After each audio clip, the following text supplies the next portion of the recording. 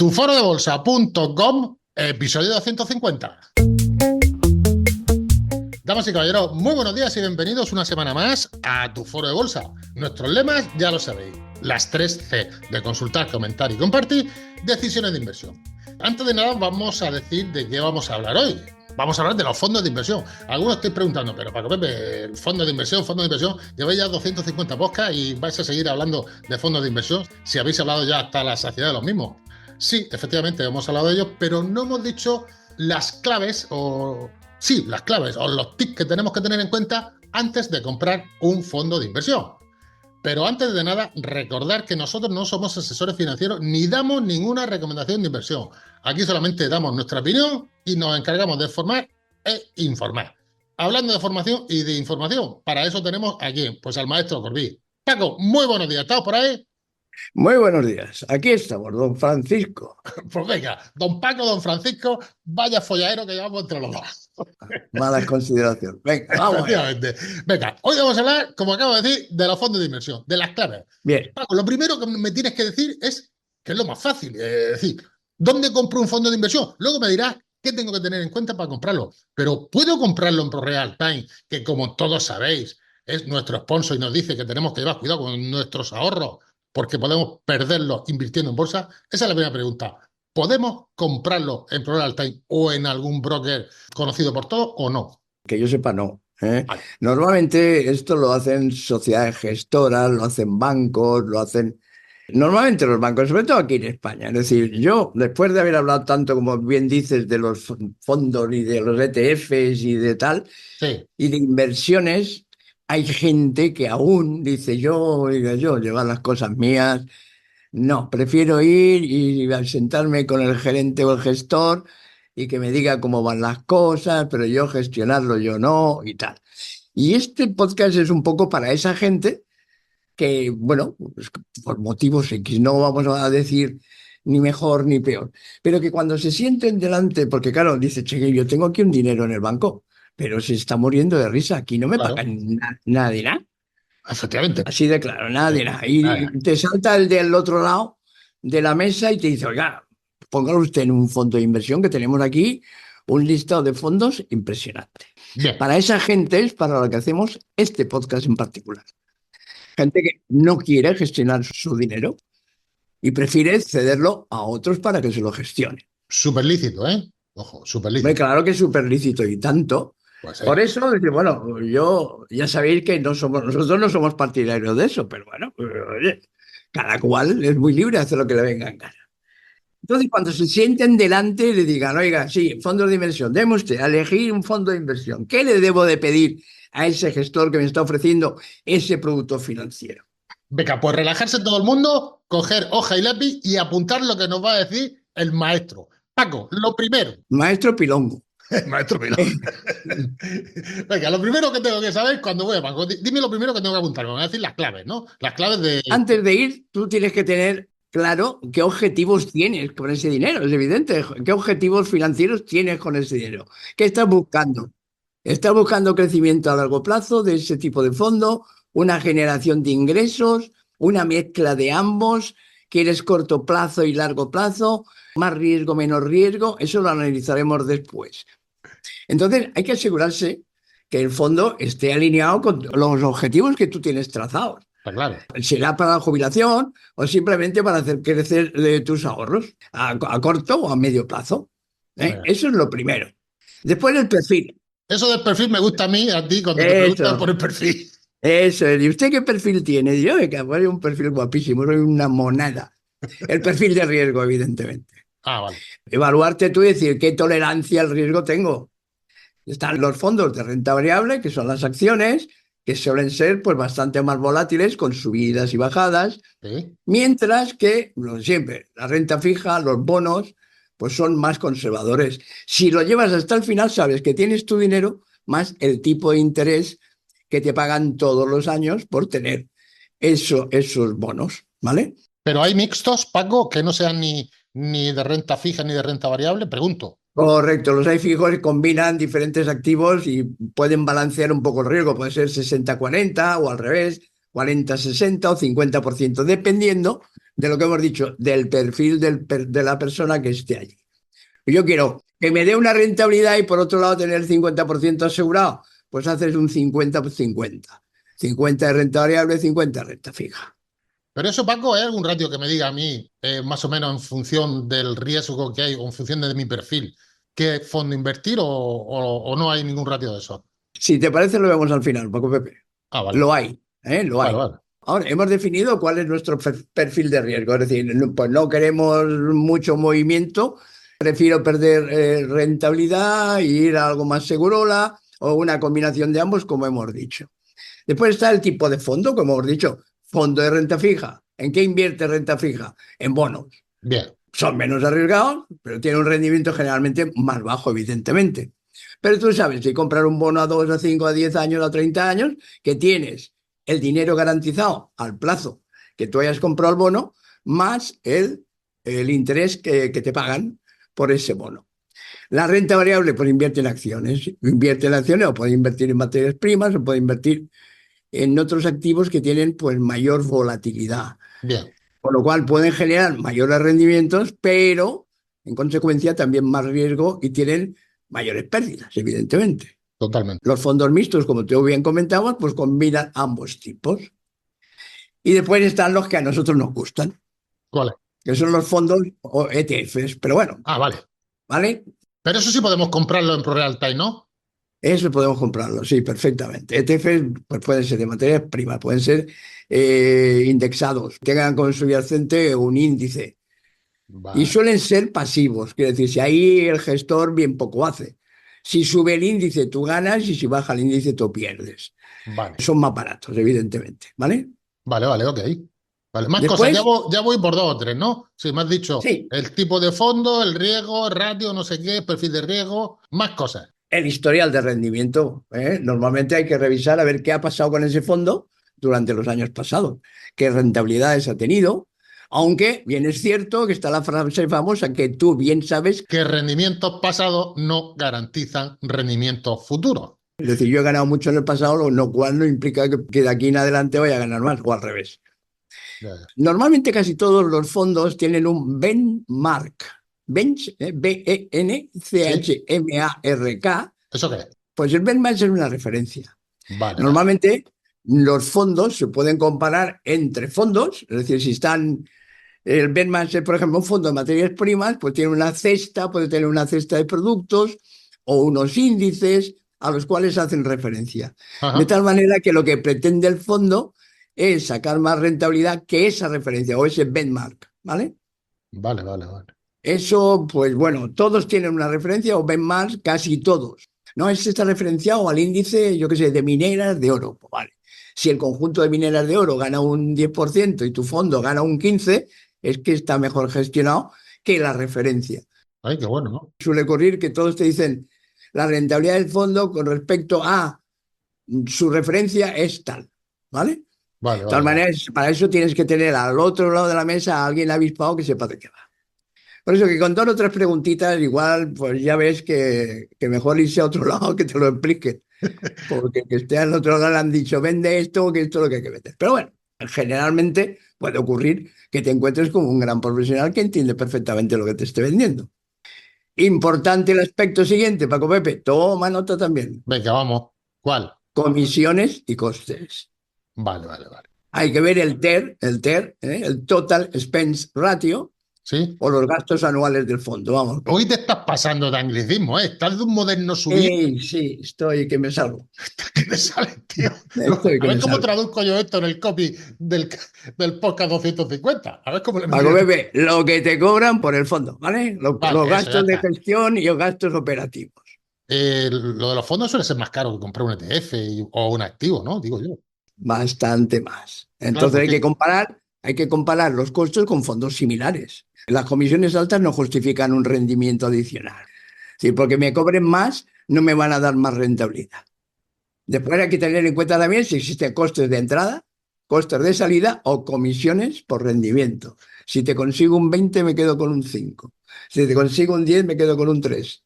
Todas esas cosas hay que revisarlas. Esa letrita pequeña que nunca nos leemos, hay que leérsela, ¿vale? Después el equipo gestor. Al que hay que pagarle, lo que tú has dicho antes, ¿no? Hay que pagarle, claro. Si es un fondo que es activo, es decir, que está gestionado, pues hay que investigar bien quién gestiona el fondo, cuál es su historial. ¿Es un equipo de mataos? Pues realmente lo puede hacer. Es que lo que digo yo, sí es que lo puede hacer uno mismo. Pero bueno, es un equipo gestor que esté experimentado y que sepa de qué va. ¿Eh? Nosotros tenemos buenos casos de fondos bien gestionados en este país, eso también hay que decirlo. No todo es malo. Y hay que evaluar si el fondo es de gestión activa o pasiva. ¿Eso qué es, Paco? Si tú estás referenciado a un índice, ahí no hay ninguna gestión.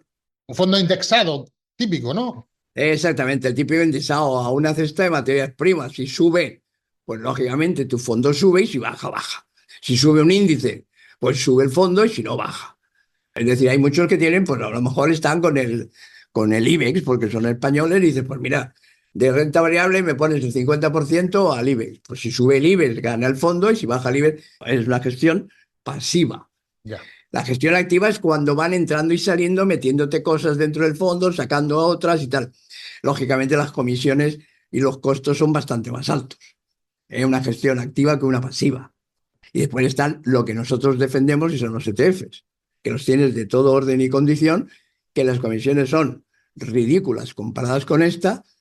Y bueno, pues oye, ahí está, pero claro, el ETF los tienes que llevar tú y tú puedes entrar y salir, que esa es otra cosa que tenemos que ver en el fondo en que entremos, si tiene las famosas ventanas de liquidez. Es decir, que tú puedas rescatar dinero de ese fondo sin pagar. Porque sabes tú que hay muchos fondos que también tienen penalización si tú retiras el dinero. ¿Eso de la ventana de liquidez qué significa, Paco? Pues que a lo mejor una vez al trimestre o al semestre o al año, Sí. tú puedes retirar del fondo sin coste.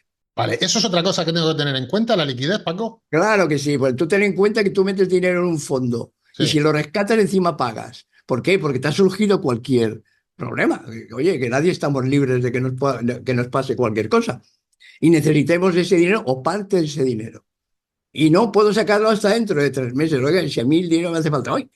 Hombre, siempre hay mecanismos de que te puedan dar dinero, ignorando el fondo, etcétera, etcétera, porque hay necesidad de tener. Comisiones y gastos. Exacto, de tener más costos. Cuando tú tienes un ETF, le das al teclado, le pegas al botoncito y vendes el 50, el 25 o el dinero que te haga falta, ¿vale? Habíamos pensado, Paco, hacer un podcast entre que era mejor un fondo o un ETF. Yo te estoy escuchando y me parece que no hace falta hacer podcast ese, ¿verdad que no, Paco? No, además ya lo hemos hecho. Aquí, ¿qué ventaja tenemos en España de tener fondos? Porque tú puedes salirte de un fondo y pasarte a otro y no tienes costes fiscales. Vale. O te vienen mal dadas y haces lo que decir, coño, el fondo está bajando un montón. ¿Por qué? Es un fondo indexado y ahora la bolsa no va bien. Pues lo metes en un monetario y cuando se pasen los tiempos malos, pues lo vuelves a reingresar al anterior y todos esos movimientos fiscalmente no te, no Es decir, te... un fondo de inversión hasta que no se hace liquidez, o sea, dinero en la cuenta corriente no paga beneficios, ¿no? Aquí en España, ¿no? Exactamente. Vale. Otra cosa más, Paco, que tú creas que le tengo que decir yo al gestor ese que se va a llevar las comisiones que es lícito, ¿eh? Por gestionarme mi dinero. Si es un fondo que está gestionado activamente, pues ahora si tú lo indexas, pues lo has indexado al IBEX, pues ahí no tienes mucho que decir. Si el IBEX funciona, tú funcionas, y si el IBEX no funciona, tú no funcionas. Ahora bien, si es un fondo activo, dices, oiga, yo quiero un fondo bien diversificado para reducir el riesgo. Me puede comprar usted en parte de mercados emergentes, otra parte en el DAX alemán, otra parte me la puede comprar usted, yo qué sé, de industrias químicas. Diversificación, ¿no? Claro, por sectores, por países o por tipos de activos. Ahí puedes diversificar por un montón de... Pero para eso, Paco, tengo que haber escuchado los podcasts para saber en qué ciclo estamos y para saber en qué me tengo que diversificar, ¿no? Pues, digo yo. Sí, sí, simplemente con oír los podcasts. Tampoco ahí Eso es hay que gratis, hacer eso efectivamente. gratuito. ¿Eh? Más cosas que tengo que decirle a este hombre que... Pues si tienes que diversificar, lo que no puedes hacer es comprar fondos similares. Es decir, compro parte de este fondo y compro parte de este fondo y al fin y al cabo son los mismos. Con lo cual no diversificas, acumulas. Así que hay que tener en cuenta eso, que los fondos sean completamente diferentes. Más cosas, Paco, que creas tú que tenemos que tener en cuenta para decirle a nuestro amigo que tenemos en el otro de la mesa. Hay que definir cuánto tiempo planeas mantener la inversión. Por ejemplo, hay fondos, los fondos famosos, fondos estructurados, yo no sé ahora si todavía andan por ahí, ¿Alguna hora? alguna, que tienen 3 productos dentro, Santander, Iberdrola Y yo qué sé, ¿cuál más se te puede ocurrir por ahí, Paco Pepe? Inditex. Inditex. Y bueno, pues si estas acciones al final de cada año van subiendo tanto, pues nosotros te vamos a pagar tanto, te garantizamos el capital siempre y cuando ninguna de estas tres baje del 10 o el 15 o el 20% en ningún momento. Joder, bastante que digas eso para que te lo bajen ellos mismos con el capital del estructurado que tienen, cogen una y te la bajan y entonces ya no cumplen. Más cosas, Paco, que tenemos que tener en cuenta a la hora de sentarnos delante de nuestro amigo y decirle, quiero un fondo. ¿Qué más tenemos que preguntarle? Hombre, la situación fiscal hay que ver el fondo, es decir, si un fondo español, pues ya sabes tú cómo van aquí las cosas. Es decir, puedes cambiar entre fondos, no pasa nada, y mientras lo que has dicho tú, mientras no haga liquidez del fondo, pues no tengo que tributar, ¿vale? Es más, si no sabemos en qué fondo invertir, podemos pasarlo a un monetario que ni sube ni baja hasta que luego decidamos si efectivamente invertir en otro fondo o realizarlo y pagar Sí, los tributos que haya que pagar, ¿no? exactamente, pero si inviertes en fondos de otros países, pues hay que tener en cuenta también cuáles son sus ventajas e inconvenientes fiscales, ¿eh? Por eso Efectivamente, entre bueno, hablando de otros países, ¿la moneda hay que tenerla en cuenta como otra cosa a la hora de comprar un hombre, fondo o no? precisamente si tú inviertes en fondos internacionales, hay que tener en cuenta el riesgo de cambio. Son monedas diferentes y las monedas van fluctuando y pueden subir o bajar. Lo que ganas en la inversión lo puedes perder en el cambio de moneda. Y Ya. puede afectar, lógicamente, a todos los rendimientos que tengas. Y las fluctuaciones cambiarias te pueden afectar al rendimiento del fondo, como es normal. Yo creo que habrá aquí en España suficientes fondos. Es más, si tú te sientas en un gestor de Bueno, aquí, de una entidad financiera, yo creo que en cartera va a tener pocos fondos con moneda extranjera para venderte, ¿eh? Ya te lo digo yo, ¿eh? y después ya viene la pregunta del millón cuando se le pone cara de tonto al que está al otro lado. Le dice, oiga, ¿y este fondo qué ratio de Sharpe tiene? Eso te iba a decir, eso es lo del principio, ¿no? Que me iba a contar Eso al era final, del ¿no? principio, sí, me lo he dejado para el final. De hecho, lo quiero decir al final, porque ya es cuando se le pone la cara de tonto a uno y dice, ah, ruega, este tío parece que sepa. El ratio de Sharpe, que se ha puesto, bueno, lleva muchos años, pero precisamente se utiliza para comparar fondos entre sí o comparar fondos con su subyacente, ¿vale? Anda, Claro, dices, coño, yo quiero invertir en el fondo que más rentabilidad tenga. Aquí correcto. tenemos un fondo que me da un 20%. Ha dado un 20%. Buen apunte, ha dado, buen apunte. Claro, y digo, pero lo comparo, por ejemplo, con los bonos, lo que están pagando los bonos, que están pagando por un 4%. Y dice, bueno, un 20% contra un 4% es evidente, pero hay que ver la volatilidad que ha tenido ese fondo. Si ese fondo tiene una volatilidad del 20%, hacemos los números y el ratio de Sharpe es rentabilidad del fondo 20 menos rentabilidad del bono de un activo sin riesgo 4 sería un 16. Sí, Pero como la volatilidad es un 20%, tienes que dividir por 20. Te da menos de la unidad. ¿Vale? Sin embargo, tú tienes un fondo que tiene una rentabilidad del 10%, pero la volatilidad que tienes del 4%, con la misma comparación. sí, Un fondo rentabilidad del 10%, un bono de USA que te está pagando el 4%, y este fondo tiene una volatilidad del 4%, cuando el otro la tenía del 20%. 10 menos 4, 6 dividido por 4. Está claro, ¿eh? Este es superior a la unidad. ¿Y cuándo se dice que un ratio de Sharpe es bueno? Un ratio de Sharpe es bueno cuando está por encima de la unidad. Pero ahora viene también los ratios de Sharpe entre fondos. Fondos que son muy parecidos y uno tiene un ratio de Sharpe de 1,2 y el otro lo tiene de 1,5. Luego hay que buscar el que tiene el ratio de Sharpe de 1,5 porque la rentabilidad de riesgo es muchísimo mejor. Y todos los fondos que se precien tienen que tener su ratio de Sharpe en comparativo con un activo sin riesgo y en comparativa con otros fondos más o menos parecidos. Eso es importantísimo que se tenga en cuenta. Ya si cuando le dices el ratio de Sharpe al que está sentado detrás de la mesa pone cara de que mañana puede llover, pues te das la vuelta, te apuntas a tu foro de bolsa y aprendes a invertir. joder, la has dejado muy alto ahí, Paco, ¿eh? La has dejado muy alto. Yo ya no digo más nada, ni meto más cuñas, ni nada. Muy bien, Paquico. Si te parece, nos vemos en los directos, que ahora estamos retomando los directos, y vamos a recordar que el resumen semanal o las claves de la semana que haces tú, valga la redundancia, todas las semanas en los análisis. Lo emitimos en abierto, está en YouTube, podéis verlo todos los que queráis. Paquico, gracias como siempre por estar con nosotros y por darnos tu saber, dicho sea de paso. buen saber y entender, como dicen los clásicos. Muy bien, pues Paco Pepe, que tengas una buena tarde. Un abrazo muy grande. Vamos a ello. Un abrazo, tío. Y otro para todos los que tienen la santa paciencia de escuchar. Un abrazo. Hasta luego, Máquina. Hasta luego. Otro, hasta luego.